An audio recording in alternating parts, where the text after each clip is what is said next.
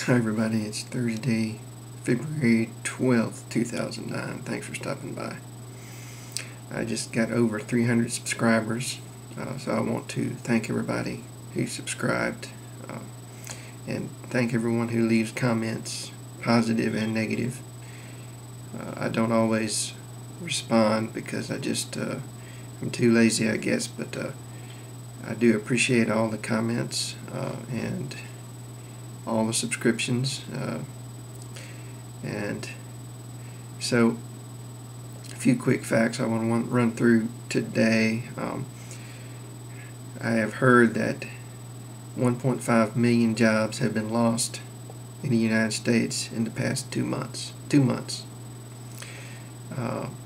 The federal government has spent $9.7 trillion bailing out criminals, or giving money away to criminals on Wall Street, predatory lenders, speculators, scam artists, big corporations. $9.7 trillion.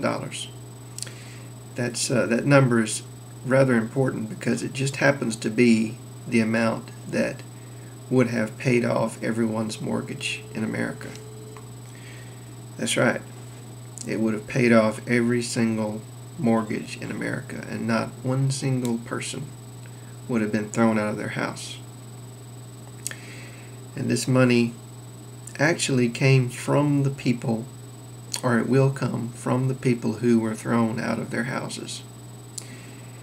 And it went to the people who are throwing them out. So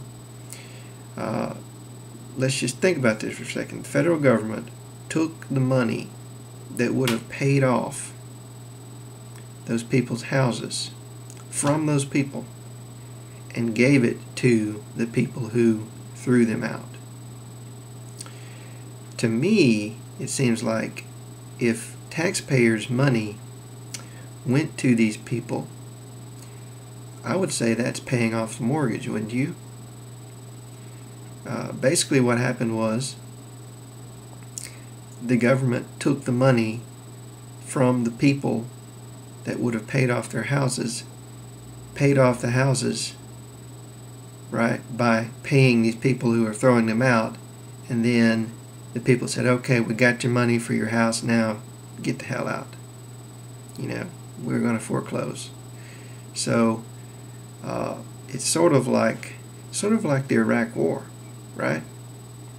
You take money from taxpayers, give it to Halliburton and KBR, and then Halliburton and KBR pockets the money and does nothing, because it's all based on coercion, it's all based on involuntary taxing, so they don't have to give you anything for your money, they just take it and throw you out. That's what it kind of seems like to me. I know I'm oversimplifying this, but if you think about it in the simplest terms, that's what's really happening. It's that people are paying for their houses and then being thrown out of them. And the government is allowing this to happen, or facilitating this through coercion. It seems very sinister to me. I don't know about you, but very, very sinister. I also want to say that we cannot forget about Gaza. Gaza is not over. Those people are still dying.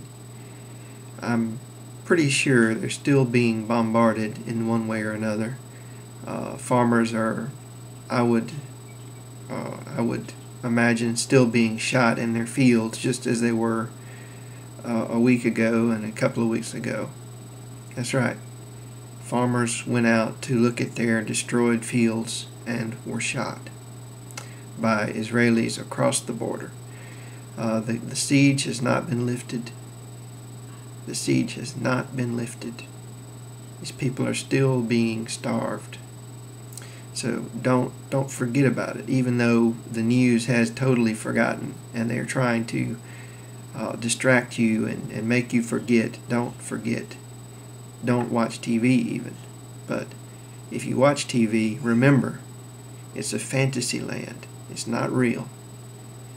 There are still people suffering, even if they won't tell you about it. Now, Kadima and Likud were just in an election, the election that was one of the main reasons for this attack in Gaza, so that Kadima could win more Knesset seats. Kadima won 27 seats, and Likud, the right-wing party. Kadima is sort of a centrist left party. Likud is sort of a right-wing party, and there's another party, I don't know the name of it, it's the ultra-nationalist, ultra-right-wing party that calls for ethnic cleansing and loyalty oaths for Palestinians so they can be kicked out of Israel and things like this.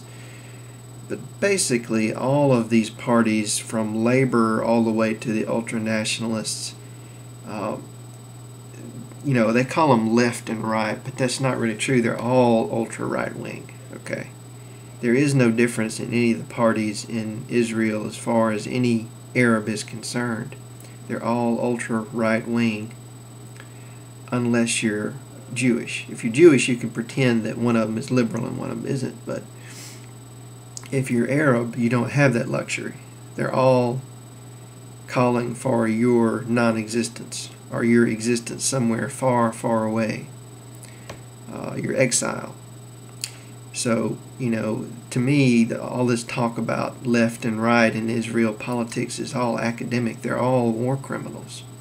If you have a liberal who's a war criminal, and a conservative who's a war criminal, and a Nazi who's a war criminal, what difference does it make? They're all war criminals, So, and that's, and I say Nazi because I'm talking about the ultra right-wing, ultra-nationalists. These people are Nazis, okay? For all intents and purposes. There's not really any difference.